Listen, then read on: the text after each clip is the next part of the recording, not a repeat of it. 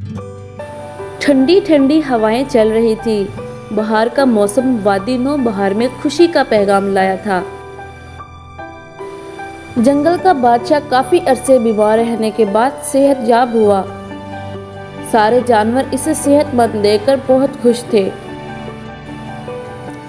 शेर ने दहाड़कर अपनी सेहतयाबी का ऐलान किया। इसी खुशी में जश्न मनाने की तैयारियां हो रही थी। जश्न की सुबह का आगाज परिंदों ने अपने सुरीले गीत से किया। फिर मोर ने अपने खूबसूरत नाच से सबका दिल लुभाया। इसके बाद भालू मियाँ की बारी आई। उन्होंने ऐसे मजे मजे के लतीफे सुनाए कि हंसते हंसते पेट में बल पड़ गए।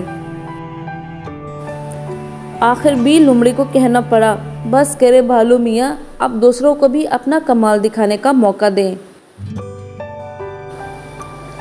फिर जानवरों के दरमियान दौड़ का मुकाबला हुआ, जिसमें हिरन, कुत्ते और बकरी ने अव्वल, दोयम और सोयम इनाम हासिल किया। तकसीम इनामात के बाद शेर को फलों और फूलों की नुमाइश देखने जाना था, जहां सब बेचैनी से इसकी आमद के मुंतजिर थे। अचानक एक धमाका हुआ और फिजा धुंधली हो गई। जश्न में अफरा तफरी का शिकार हो गया। सारे जानवर जान बचाकर इधर उधर भागने लगे। फूल और फल जमीन पर गिर पड़े और रोंदे जाने लगे। ऐसे में शेर ने सबको नज़्मो ज़ब्त के साथ रहने के लिए कहा। ऐसी हालत में कौन एक जगह सब्र से खड़ा रह सकता था। मुर्गा ये कहते हुए बकरे के साथ भाग रहा था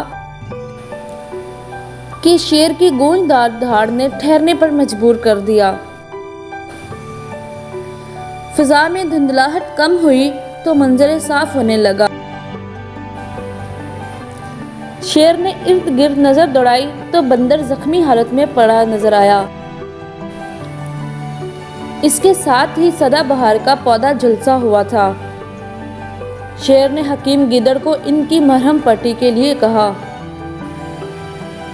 सभी धमाके पर हैरान परेशान थे।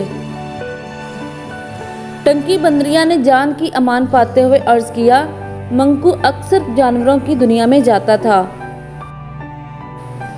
वहीं इसने जश्न के दौरान आतिशबाजी का मुजाहरा देखा तो इसने भी आतिश के लिए यह सामान खरीद लिया।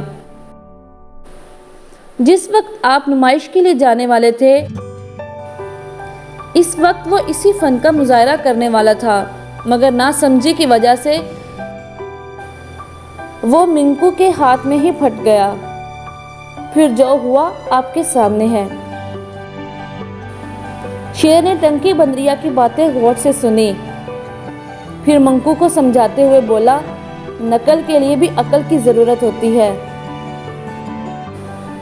आतिशगीर मादे इंसान के लिए भी नुकसानदा हैं। बसा औकात इंसान खुद ही अपनी बनाई हुई चीजों के हाथों नुकसान उठाता है। इस फन के मुजाहरे के लिए बहुत महारत की जरूरत होती है और ऐसा कोई माहिर नहीं कर सकता।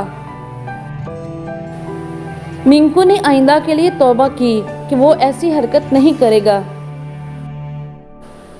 शेर ने सबसे मुखातिब होकर कहा, हमें ऐसी सरगर्मियों से बचने के लिए कोशिश करनी चाहिए जिससे जलने, झुलसने या जख्मी होने का डर हो।